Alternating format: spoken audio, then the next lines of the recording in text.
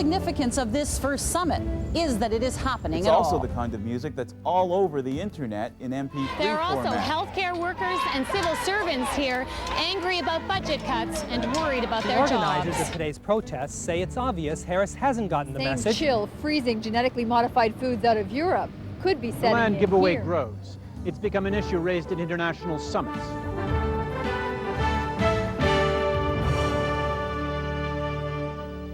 Hello, I'm Knowlton Nash. On this edition of News in Review, hundreds of thousands of animals are slaughtered in Britain and other parts of Europe as the world tries to contain foot and mouth disease. A serious earthquake jolts Seattle and parts of British Columbia. We look at what causes earthquakes and speculate whether the really big one can hit Canada.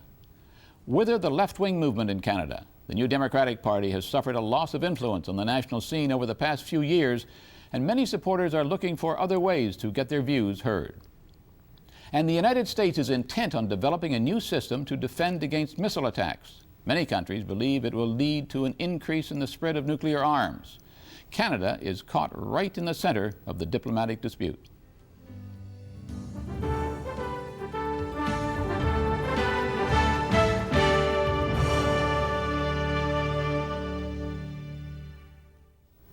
Just like humans, animals can get all kinds of diseases, but there are few quite like foot and mouth disease. Some scientists say it's the most serious animal disease they know, and that's because it's also one of the most contagious. It can spread like wildfire. It's a nightmare that came true for Britain and many other parts of the world in the early months of 2001. It's a classic British image, sheep grazing in a lush field of green. A pastoral picture that has endured for centuries. But in February of 2001, these scenes of tranquility turned to this, scenes of despair. Huge pyres burning with the slaughtered carcasses of sheep, pigs, and cattle. Fires that raged all day in a desperate attempt to stop a disease and avoid an epidemic. Everyone is now petrified that this disease will come onto their farm. Petrified because foot and mouth spreads so easily. The disease can travel on the wind for kilometers. People can transport it on their shoes, their clothing, even their cars. And it can spread through contaminated meat and by direct contact between infected animals. Despite Britain's best efforts, though, the crisis was getting worse by the day. The first case of foot and mouth was discovered at a slaughterhouse on February 20th. In just over a week, the disease had spread throughout the English countryside. The British were on the brink of a catastrophe. But what exactly is foot and mouth disease? Well, it's a virus that cannot hurt humans. Instead, it causes painful blisters in the mouths of infected cattle, sheep, pigs, and goats. Blisters that can also develop on their hooves or feet. The disease is so contagious that if one animal in the herd gets sick, they all will. Only a few will die from it, but the rest will stop eating, stop milking, and stop producing. And even when animals recover, the disease leaves many of them weakened and lame. There are vaccines to control foot and mouth, but they don't get rid of it completely. The problem with vaccination is that you still have carrier animals in those herds of animals, and the population of animals is never really free of the virus. The vaccine will protect against clinical disease, but it will not eliminate the virus from those herds. And so this is how most countries deal with foot and mouth, by slaughtering and burning thousands of animals, those that are infected and those that may become infected, by disinfecting huge tracts of land, and by putting healthy herds under quarantine. As well, all exports of live animals and meat products are stopped. And Britain took all those steps, but it just wasn't working. The disease continued to spread, and so did the fear. And all that led to even more drastic action, as the CBC's Anne McMillan reported. Bulldozers prepare the ground for yet another mass slaughter of livestock on a farm infected by foot and mouth disease. In the past 8 days, more than 11,000 cattle, sheep, and pigs have been killed. Their carcasses burnt in a desperate attempt to stop the virus from reaching epidemic proportions. The main thing we've got to do is concentrate not on what has happened, but what is going to happen, and make sure it doesn't spread. But the disease is spreading to farms all over Britain. Farmers, already hard hit economically by mad cow disease, are devastated by this latest blow. We originally built the business on the export market of cattle, That was, of course, stopped in 1996, and we seem to be going backwards every day since then. So much disinfectant is now being used to kill the virus, there's a danger of it running out. Livestock markets have been closed, shipments of live animals banned, horse racing cancelled. Hiking trails are closing down because humans, who are not affected by the virus, can carry it on clothing and shoes. National parks are also being declared out of bounds, including Ben Nevis, the highest mountain in Scotland. There haven't been any cases of foot and mouth disease in Scotland yet, but so many farms are under investigation, it's only a matter of time. With the disease clearly out of control in Britain, the rest of the world knew it had to act. For countries closest to Britain, that meant testing their own farm animals, especially any that had been imported recently. Some European countries even began slaughtering them just in case. But once again, it was too little, too late. Just a few weeks after the British outbreak came word that the first cases of foot and mouth had been confirmed on the European continent. Paul Workman had that story. An ominous sign, smoke rising over the countryside in northwest France, as authorities began burning the carcasses of 114 cattle. For all their precaution, for all their diligence, the French too are now fighting the spread of foot and mouth disease. Once the first case was confirmed on this cattle farm, there was only one thing to do: destroy the entire herd and put the area under quarantine. This farmer lives just outside the 10-kilometer protection zone. Je vais pas dire que ça les empêche de dormir, mais ça... I wouldn't say it's preventing us from sleeping, he says, but we're certainly worried about the future. This is exactly what European officials feared, that foot and mouth disease, wildly contagious, would jump the English Channel. It did, and immediately set off a chain reaction. Spain, Portugal, Belgium all closed their borders to French livestock.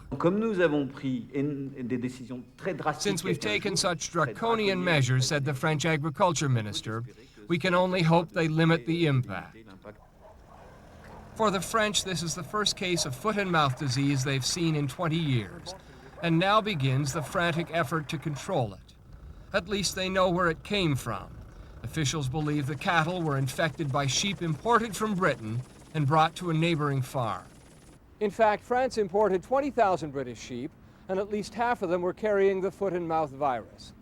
Worse, says the country's agriculture minister, they were sent off to 20 different regions of France before the disease was discovered and measures taken. For a country like Canada, the worry was not about diseased animals coming here. We haven't imported livestock or meat from overseas for years. The biggest threat was from people coming here. People like this, travelers arriving on flights from Europe, all of them potential carriers of foot and mouth. Even just a bit of soil on the bottom of their shoes could prove devastating. And so travelers were now forced to walk across disinfected mats as dogs sniffed for hidden food or plants in their luggage. And everyone was asked the same questions. Did they visit a farm in Britain? Were they planning to visit one in Canada? Did we have any meat or meat products with us? And none of us have, so. If we were bringing back any food from on the plane, any kind of sandwiches or anything, and we said no. For Canadian farmers, it was a small price to pay to avoid a national disaster. Just don't take any chances. Don't try to hide anything in the suitcase. Don't try to hide any new plant or new organism and get it by the customs and the inspection people. We just cannot run the risk of introducing this bug back into Canada. In British Columbia, some farmers were taking matters into their own hands. At this bed and breakfast on a farm, they were no longer accepting visitors from Europe, and that included family. And my daughter is in Germany right now, and she will have to be quarantined when she comes home for at least a month. At this ranch near Kamloops, BC, the owners were now saying no to Europeans craving a taste of the cowboy experience.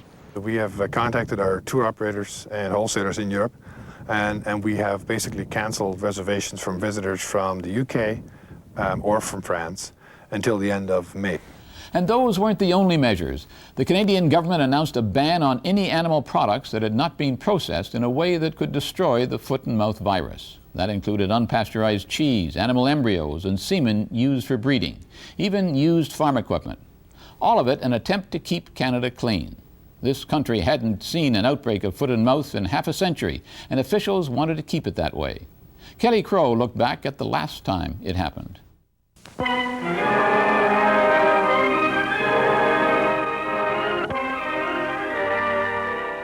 It's the opening scene of a Canadian horror story, a vintage film found deep in the Saskatchewan archives. The story of Canada's last outbreak of foot and mouth disease.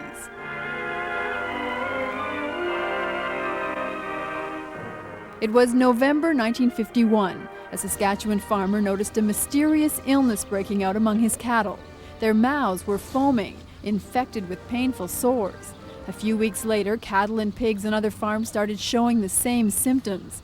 Although they'd only seen it in textbooks, veterinarians suspected the worst, and soon the lab tests confirmed their fears. Foot and mouth disease began racing through southern Saskatchewan. Then followed a complete disinfection of the entire farmyard with lime. Roadblocks were set up throughout the infected areas. All cars and trucks were stopped and sprayed with a disinfectant. Farm children were forced to scrub down before leaving their farms.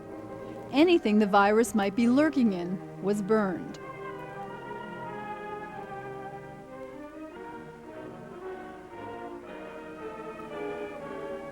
And this grim ritual was repeated several times, a giant pit carved out of the land, hundreds of animals driven together, each one of them shot, covered in lime, and buried.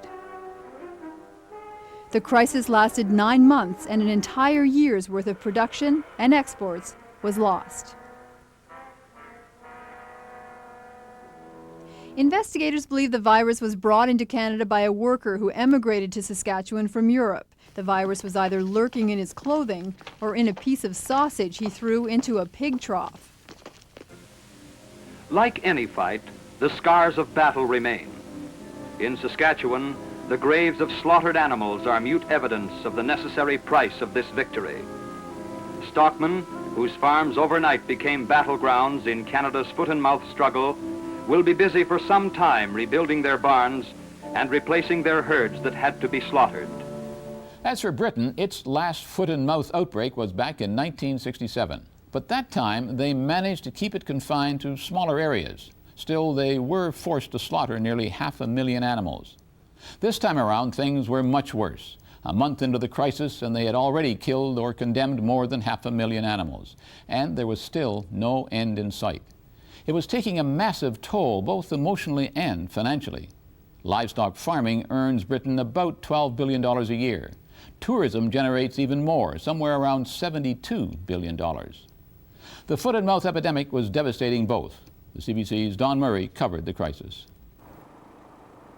The flames in the night devour 1,000 carcasses in the middle of Dartmoor National Park. This is the inferno of Devon's agriculture. The animals were slaughtered on 7 farms. They had all been healthy, but there had been one case of foot and mouth on another farm in the park. Farming is Devon's second industry. Tourism is its first. It too is now reeling from foot and mouth. We've had a major conference here this week, and this morning now I would have expected to see 200 people here, and as you can see, it's empty. Cancelled. Cancelled. Simon Preece owns one of the county's most successful hotels. Obviously, if the business is not here, we're not taking the money, we can't pay the wages. So within about 2 or 3 weeks, if trade doesn't pick up, then we'll have to look at laying off staff and making people redundant. Tourism fuels the old village of Ide. Some visitors stay in the Easterbrooks bed and breakfast. It's a 14th century house, but overseas bookings have suddenly stopped. We've had no inquiries whatsoever from foreign visitors, on the emails or whatever, it's just completely dried up, For Devon, this crisis, as devastating as it already is, could get far worse. Farmers are suffering, many acutely, but their economic losses would pale in comparison to those of the tourist industry if this epidemic isn't throttled in the coming weeks. As the weeks passed, though, the crisis only became more grim. Each new day seemed to bring new confirmed cases of foot and mouth in Britain. And so a new tactic was tried. Unable to burn all the dead animals fast enough, the British began burying them in a massive pit that was dug at an airfield in northwest England. As these grisly scenes unfolded, yet another tactic was being considered: whether to vaccinate tens of thousands of animals in the worst affected regions. The outbreak is evolving in a way that suggests that we should consider strategic and very focused vaccination of certain groups of animals or even single animals. Vaccination would lessen the need to slaughter healthy animals, but there were problems. Even after being vaccinated, animals could still be carriers of foot and mouth, and that means Britain would lose the right to export them for months after the disease was eliminated, a serious economic blow. And besides, many experts felt it was too late for vaccines.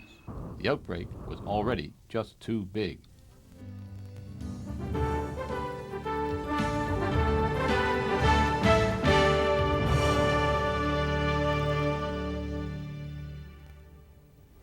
Many Canadians may not realize it, but earthquakes are an everyday event.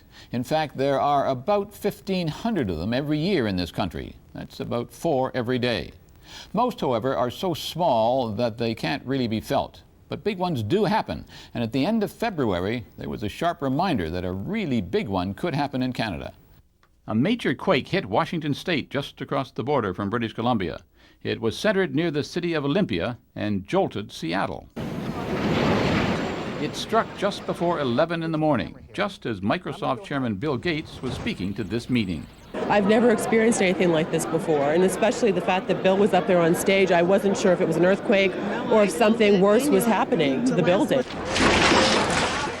These reporters were in a high-rise building waiting to cover a news conference. It felt like the whole building was rocking, the floors were shaking, the stairwell was coming apart. It was just shaking. I've never been in an earthquake before. There were relatively few casualties considering how big the earthquake was, a magnitude of 6.8. But there was widespread damage in Seattle. It's estimated that it will cost billions of dollars to repair it all. It was very scary, particularly for people who were worried about their loved ones. My husband came home and he knew I was at home because I talked to him 5 minutes before the quake. And he panicked. He thought I was buried in there. I ran out the house to get more help, and thank God I met a neighbor, and he yelled, you know, I saw her running out. She's okay. She came out and she's at a neighbor's place. The Van Dorsens lost their home when the quake triggered a mudslide. Whatever we can get right now. Nothing sinks in. This is a horror movie. This didn't happen. It's a dream. The realization is not there yet. But it would have been much worse had the earthquake not happened so deep underground. It's deeper. It's approximately 50 kilometers below the Earth's surface, which also would lessen the death toll, lessen the damage because of it being deeper into the Earth's surface. Many of the earthquakes, like California and other places, they are 10 to 15 kilometers below the Earth's surface, and therefore, with the same size magnitude, you probably get more damage from the being down 50 kilometers deep. Still, the quake was felt over a very wide area, all the way up through the lower mainland of British Columbia.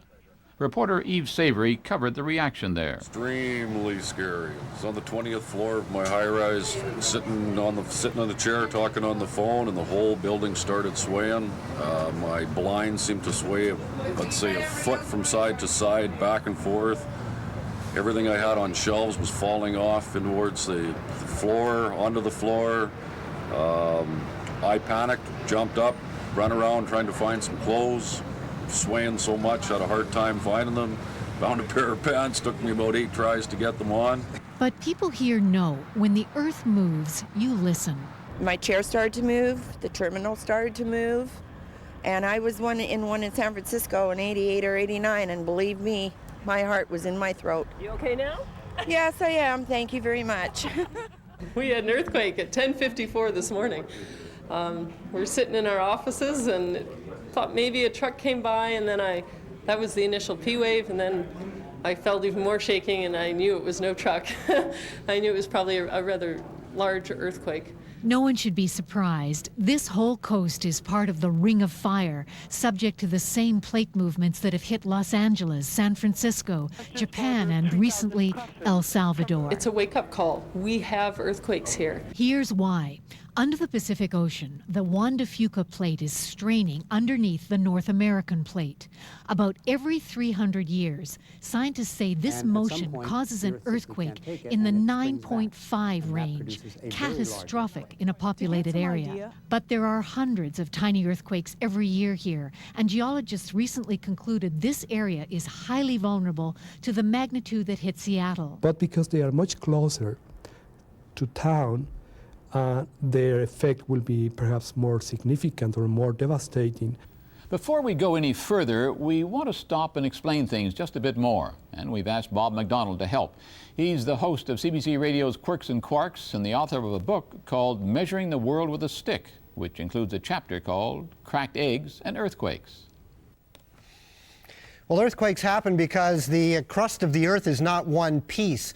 It's actually broken into about a dozen pieces that are called plates, and they're very much like the shell of an egg. In fact, why don't we just take an egg here and make a model of the Earth.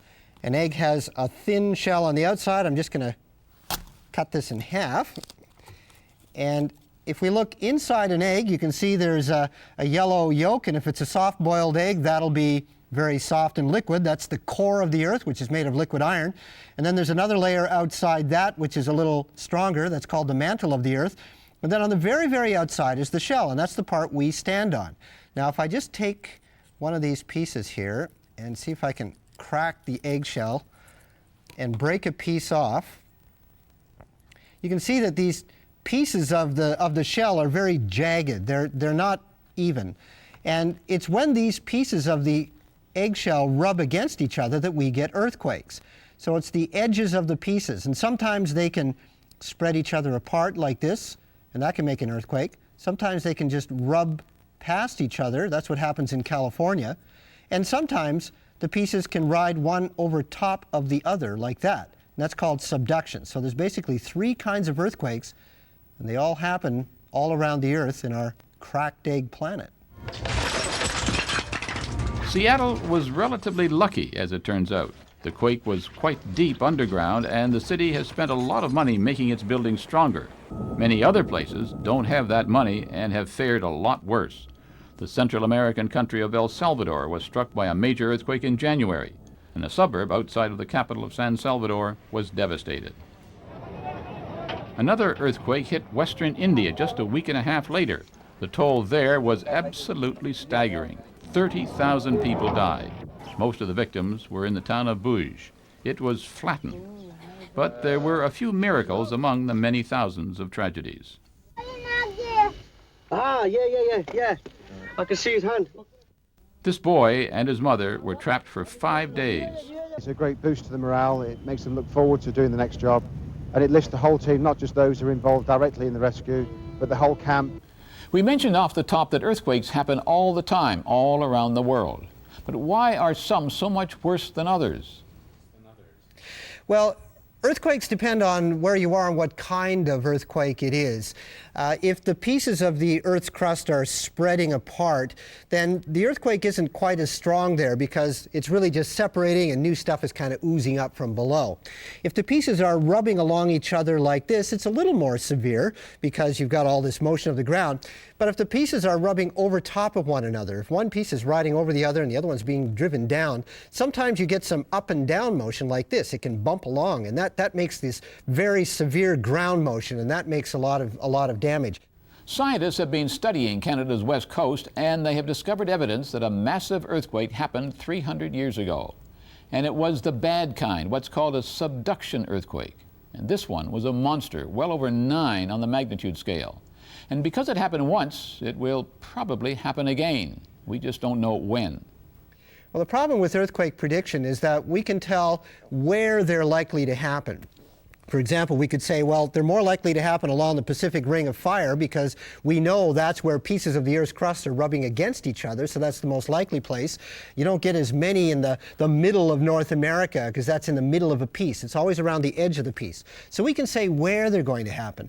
But when, well, that's a little more difficult because unlike the weather, which happens every day, and we see storms every season, we've got a lot of information about the weather, so we can predict that sort of. But earthquakes only happen, big earthquakes only happen every now and then. And we just haven't been watching them long enough to really know what it takes to make an earthquake. What are all the signs that lead up to an earthquake, and how strong is it going to be, and what's going to happen afterwards? That's really, really inexact. Some people in British Columbia are trying to add to the information by taking some very exact measurements. Kelly McLugan has that story.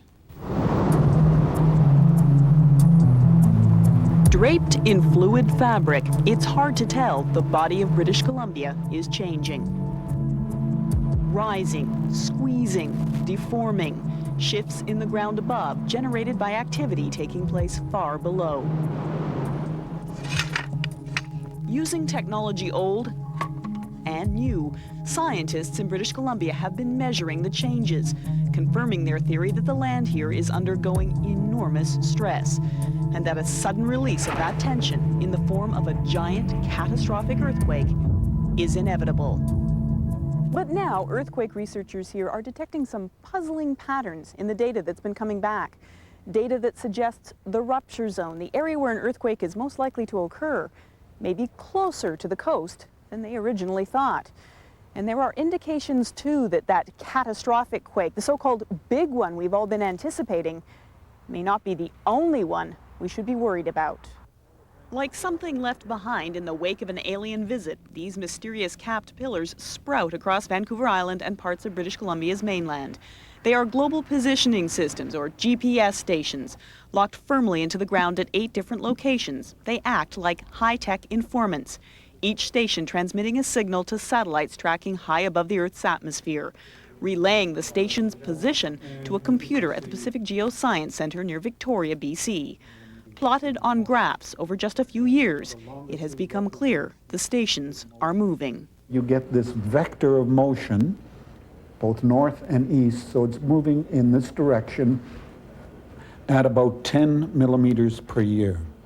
Which might sound minuscule until you consider that at that rate, in only 100 years, this station on Vancouver Island's west coast will have moved a meter.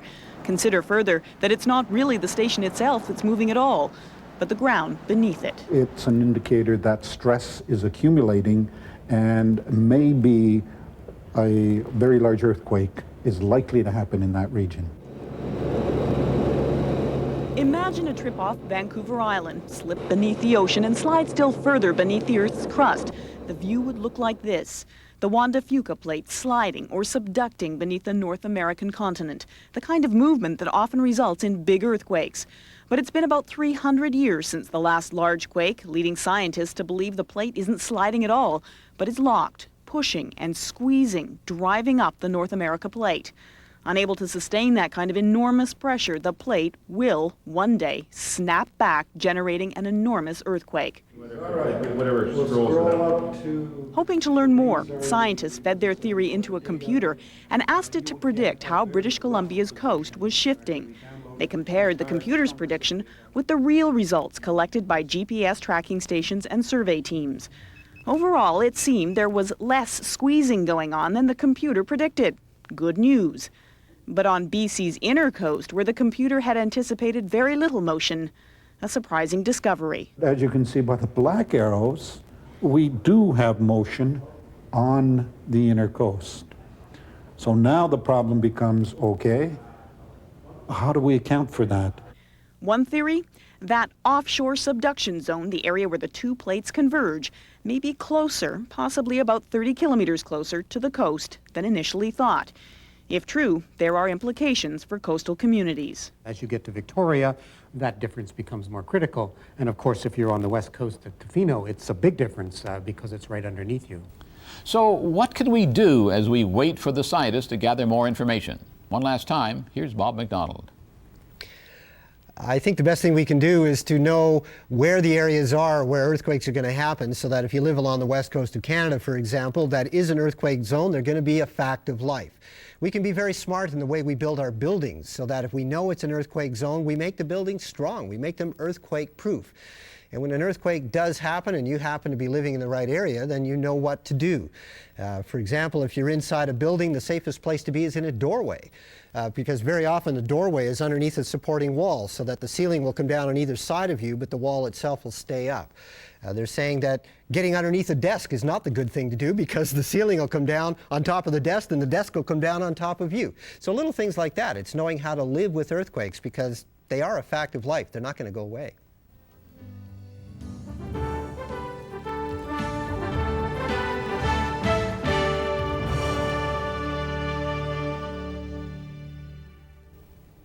For decades after its founding in 1961, the New Democratic Party has stood as the key organization for people on the moderate left in Canadian politics.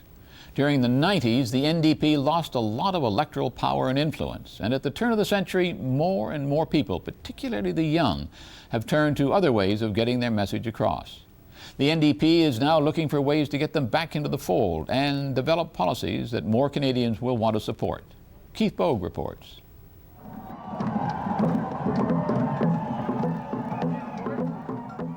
November 1999. Tens of thousands of people from all over the United States, Canada, Central and South America gather as one angry voice of protest in the streets of Seattle.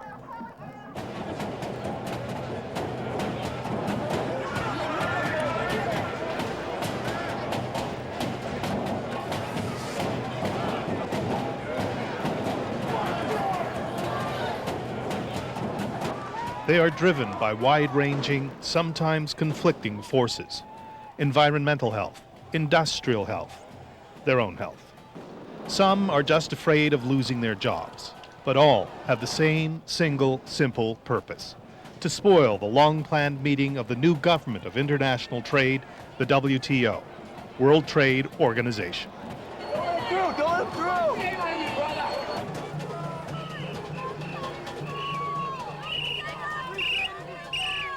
And that is just what they do.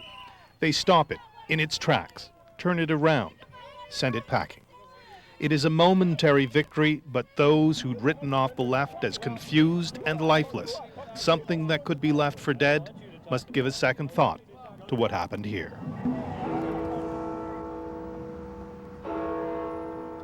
In another world far, far away, and above the tear gas and pepper spray of the streets, the political voice of the left in Canada is putting on a brave face.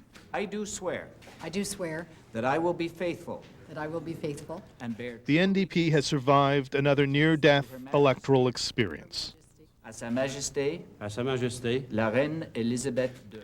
With 13 MPs, it has managed by a margin of just one to maintain its status as an official party in Parliament. What's up with that? How can it be that the party's dismal election result can coincide with an explosion of growth in left-wing social activism? There have been times when the NDP's agenda hasn't lined up very well with what's on people's minds. You could say that about the early 90s, when the big worry was about government debts and deficits. But not now.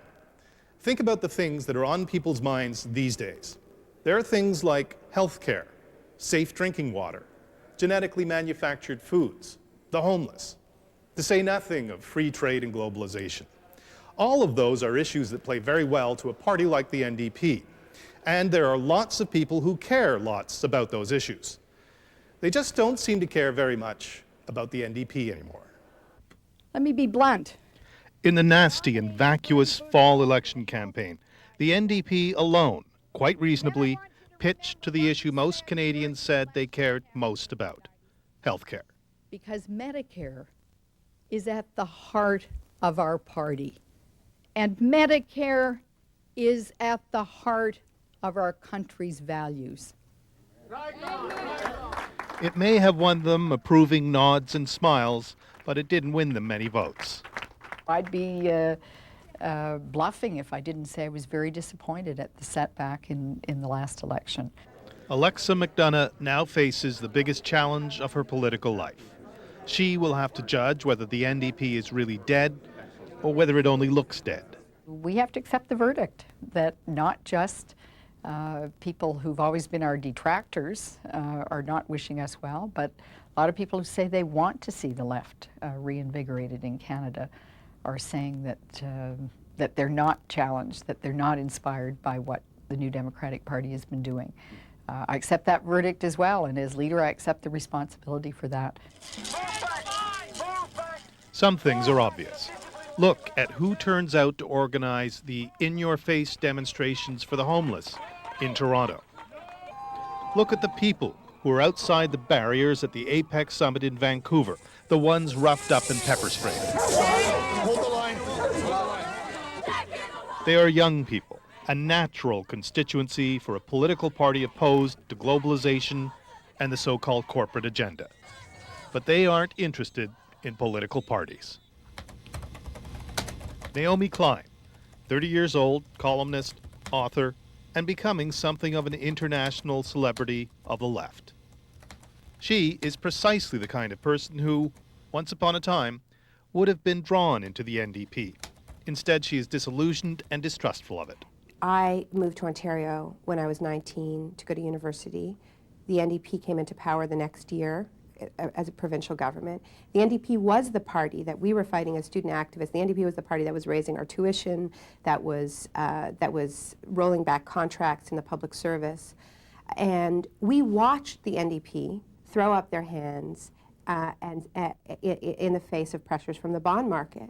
So I learned personally as a young activist at 20 that politics, our own politicians, even left-wing politicians, especially left-wing politicians, were essentially saying that power lies elsewhere. Power lies in the market, power lies in faceless international institutions that we don't really understand. So this wave of activism that I've been tracking for 4 or 5 years now is a direct response to that realization. Klein is a window onto a new world of social activism that clicks its way around the internet instead of lobbying in the back rooms of political parties. Klein's A list of activist organizers includes a whole lot of people who connect through something called Dow.ca. Dow.ca is a website where you can hook up with left-wing movements around town, around the province, the country, the whole world. In that sense, it has some of the networking attributes of a political party. My name is Jesse Hirsch, and I'm a backroom operative. Jesse Hirsch was one of the founders of Dow.ca 5 years ago. His political backroom is the internet. At one time, he did campaign work for the NDP. He no longer bothers. It seems that the world is too complex for the simplicity of a political party. And what the internet does is it allows that complexity to be on its own and for me to engage it as I desire, meaning I can deal with native solidarity issues, I can deal with genetic engineering, I can deal with local democracy issues without the party. I don't need the party to give me that outlet. I don't need the party to give me that level of organizing. I can organize with people on the internet regardless of the party. Yeah. So for me, the question is relevance. What relevance does the party play for me? And at this point, none. That is apparently typical of a lot of the thinking among young activists today. For anyone to feel that, cruising on the net is a substitute for electoral politics is a really alarming notion. It's always been my view, and I think this is the only path to having a real political influence, that the two have got to work hand in hand, that you've got to have good, strong, community-based activism. You've got to have as broad a citizens movement as you can, but you've also got to find ways to engage people in the political process, or in the end, all the influence on governments comes from the right, comes from the big corporations, comes from the elite fundraisers, and it's not going to get us to the kind of government that people who are on the progressive left are looking for. So what you got for me? More evidence that the left is alive and thriving, but at a distance from the NDP, the Council of Canadians. Maud Barlow has guided the council since its birth more than a decade ago. Without corporate or government funding, it has grown into a $4.5 million a year operation. Excellent. What they don't have is formal or informal links with the NDP. No use for it. They're determinedly non-partisan, even though much of what they stand for could pass as an NDP platform. Basically, in a globalized world, governments are so constrained in what they can do and so told or accepting to be told that international institutions like the World Bank or the World Trade Organization are now calling the shots, that the room in which they have to move is narrowing all the time. And so off the ground is coming this demand for another kind of political reality, and we call it civil society politics or citizens' agenda. Well, what Maud knows is that trade and globalization is the issue, and that the task, the challenge, is to take this incredibly arcane, abstract idea of globalization and find ways to make it real to the lives of Canadians. And the way they do that is by strategically choosing campaigns that make people understand that globalization isn't an abstract issue, it's affecting their day-to-day lives, whether that's genetic engineering of foods or the selling of our water. So that's what the Council of Canadians has systematically been doing, and in many ways has become more powerful and relevant than the NDP in the process. Well, I think it's important that we really work hard to try to break down whatever those we-they barriers are. But how? They need to give it a try, because there's not a whit of basis for saying that the party isn't wide open to energetic participation from not just its committed activists, but those who are really serious about building and strengthening a left political force in this country. Come on in, get involved. That's what needs to happen.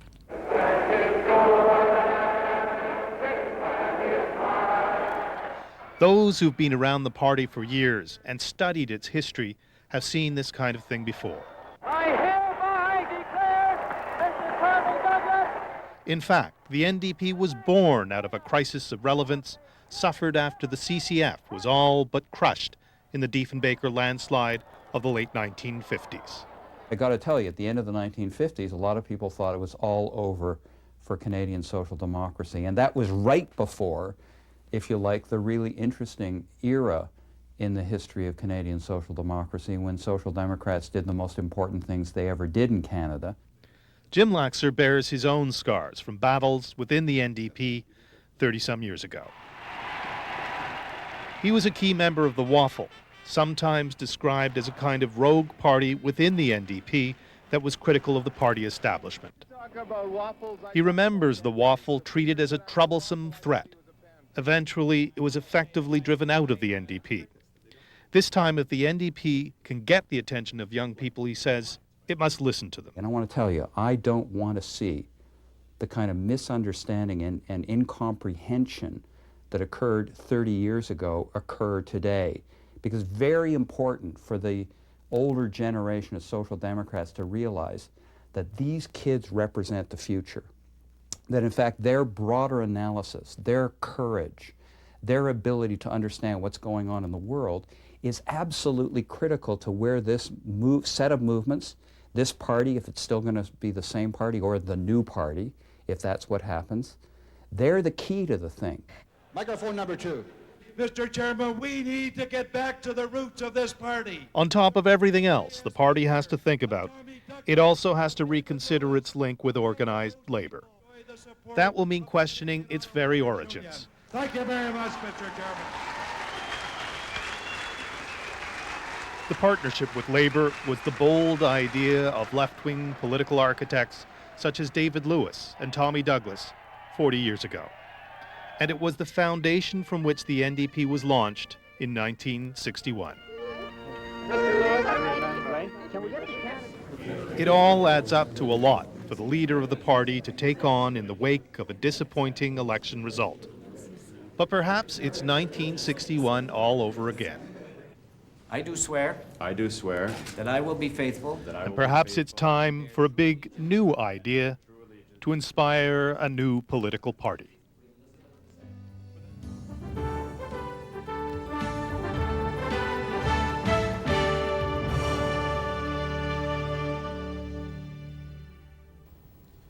Canada and the United States are among the world's closest allies. They have the world's longest undefended border, trade more than any other two countries in the world, and cooperate on defense, running NORAD, or the North American Aerospace Defense Command, together.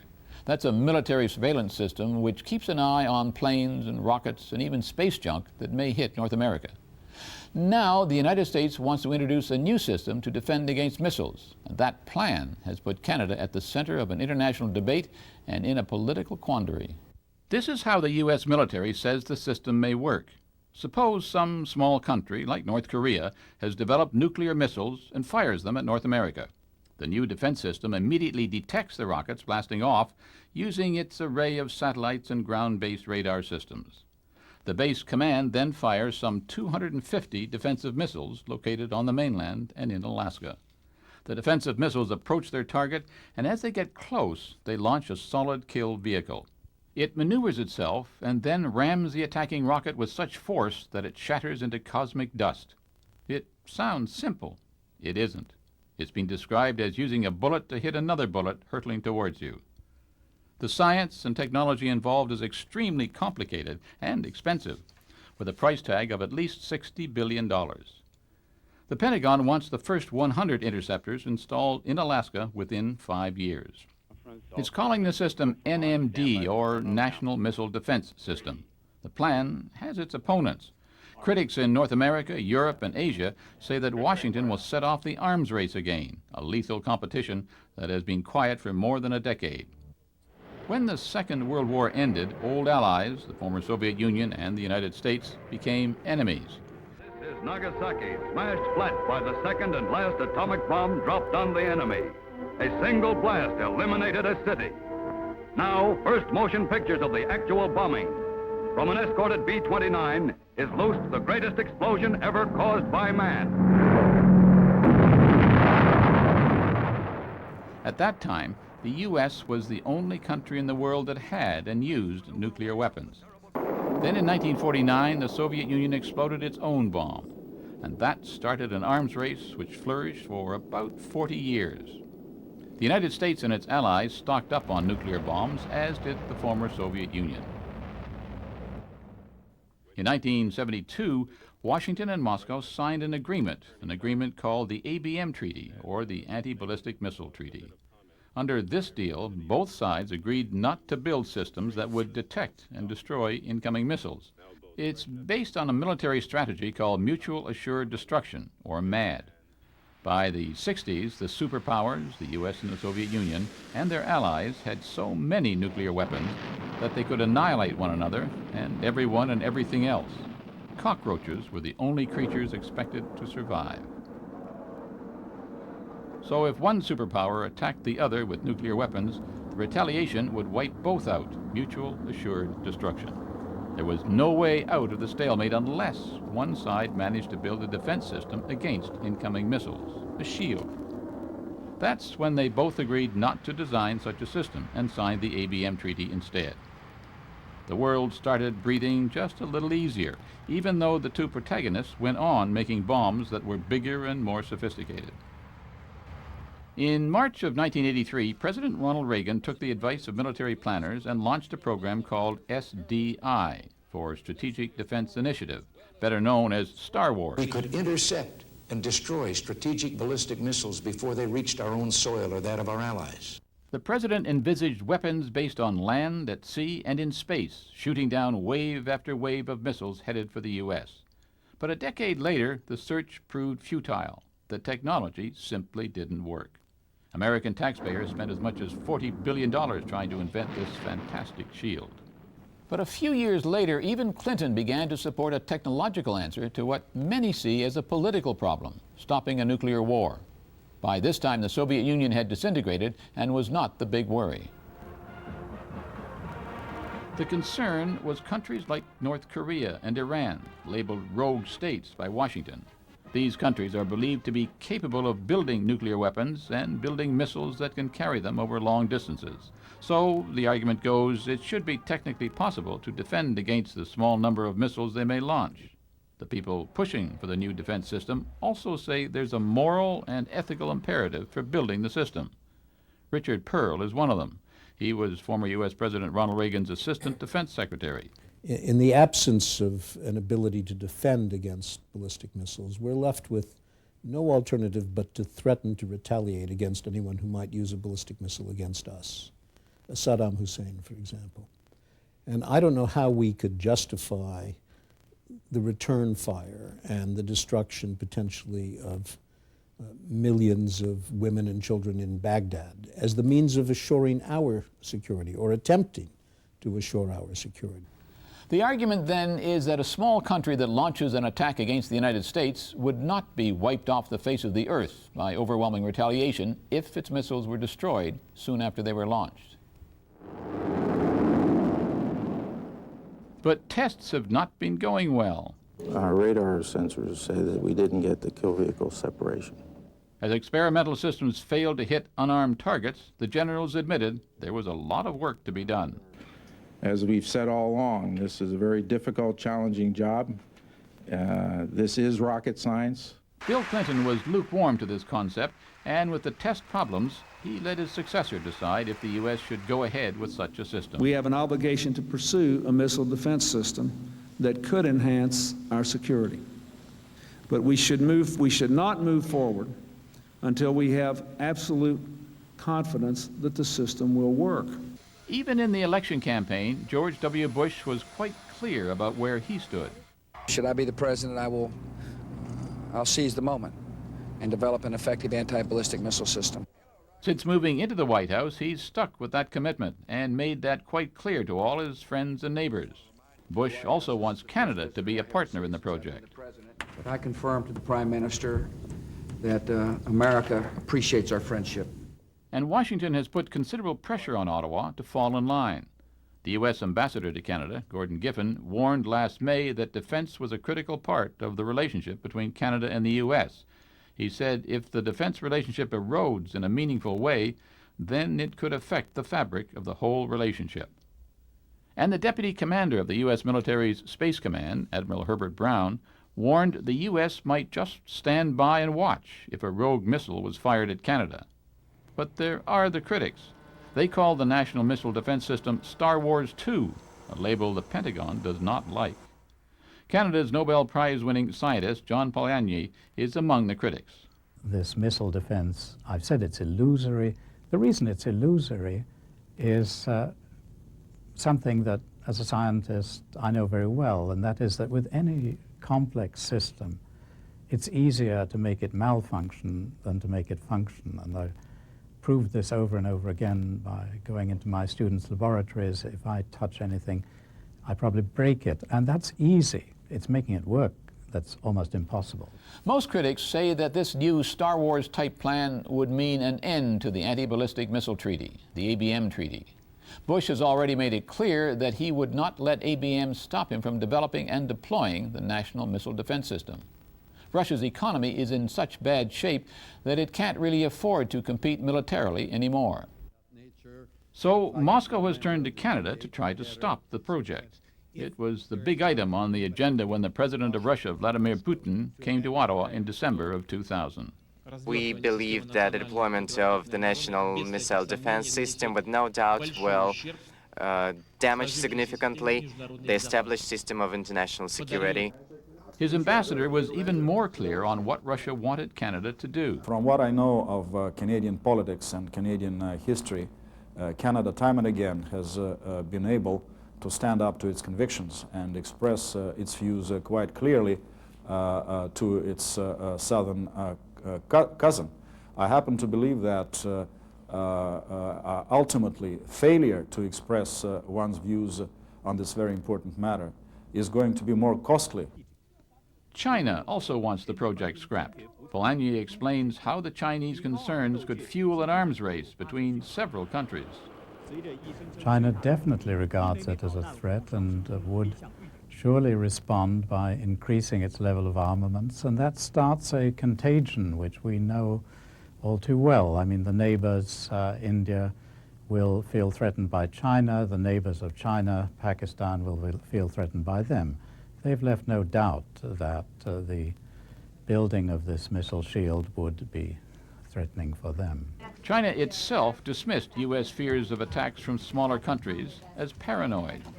To say the least, the U.S. has over-exaggerated the missile threats from the so-called countries of concern.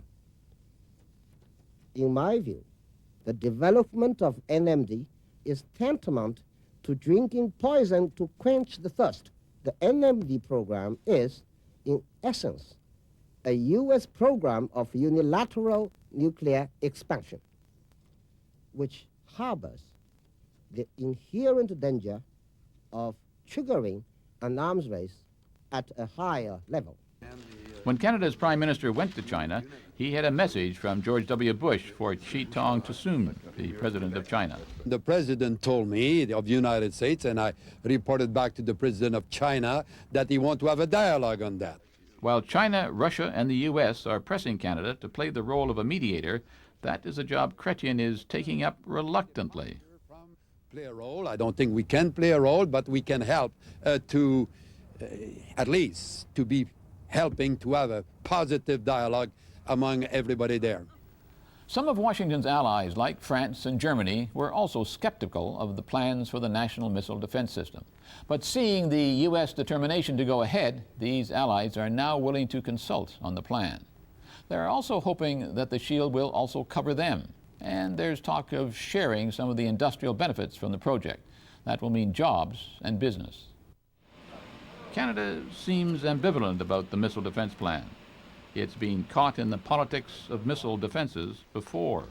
Most recently, U.S. testing of cruise missiles over Canada set off a storm of protest across the country. This time around, Canada is concerned about the impact of the deployment of the National Missile Defense System on the ABM Treaty, but it also accepts that it can do little to change Washington's mind. Here's how Liberal MP Bill Graham explained it to the CBC's Brian Stewart. I think Mr. Chrétien's position is a very wise one, because he's saying, look, the United States will make its own decisions about its own safety, and we are not either able or should not tell them what to do. But we can, as a close ally, influence their decision by pointing out the risks they're running, and I think that's what we have been doing up till now. I don't think anybody in Canada has been going down to the United States saying, look, this is a wonderful idea, why don't you go full ahead on it? That's never been the position in Canada. Some analysts say that America's drive to protect itself at all costs is rooted in Pearl Harbor. That's the surprise attack by the Japanese on December the 7th, 1941, on the U.S. base in Honolulu. It crippled the American fleet. The Pearl Harbor syndrome is basically the anxiety that a sneak surprise attack could unexpectedly inflict a major potentially catastrophic military setback on the United States. I think the Pearl Harbor syndrome was substantially reinforced by the fear of nuclear attack by the Soviet Union during the Cold War, because Pearl Harbor was a few thousand people were killed. We won World War II, but in a nuclear Pearl Harbor, none of us might survive a nuclear World War III. And so the Pearl Harbor syndrome basically became a code word or a symbol for the risk of unexpected surprise attack, the necessity of always being prepared, and I think, if anything, a tendency towards paranoia in our national security planning. The proponents of the National Missile Defense System say it could make this a much safer world. The critics argue that it could make the world a much more dangerous place as arms treaties fall by the wayside.